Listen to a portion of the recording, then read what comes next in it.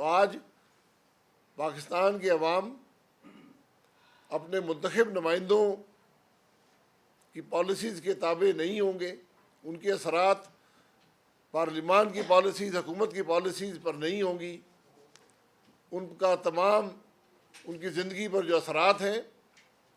جو مہنگائی ہے، جو غربت ہے، جو روزگار ہے، وہ اب چلا گیا ہے اس اسٹیٹ بینک کے پاس جو کسی کا تابع نہیں ہے۔ اسٹیٹ بینک اس قانون میں تقریباً 1.5 صفحہ ہے کہ اسٹیٹ بینک کے گورنر کی تنخواہ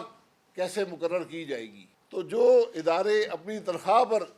اتنا زور دے رہے ہیں کہ ہمیں کیا تنخواہ ملے گی، اور یہ اب یقیناً یہ بڑی سیدھی بات ہے کہ اس قانون کے پاس ہونے کے بعد پاکستان میں کی حکومت میں سب سے زیادہ تنخواہ لینے والا اسٹیٹ بینک کا گورنر ہوگا، اور پاکستان کا دوسرا طاقتور آدمی اسٹیٹ بینک کا گورنر ہوگا، نہ پارلیمان ہوگی نہ حکومت ہوگی۔ یہ اس کے اثرات ہیں۔ عوام پر اس کا کیا اثر پڑے گا؟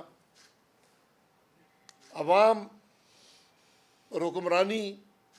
یا ملک کے معاملات کو حل کرنا یا گورننس دینا یا معیشت کو کنٹرول کرنا، یہ اب حکومت یا پارلیمان کے پاس نہیں ہے، یہ اب اسٹیٹ بینک کے گورنر کے پاس ہے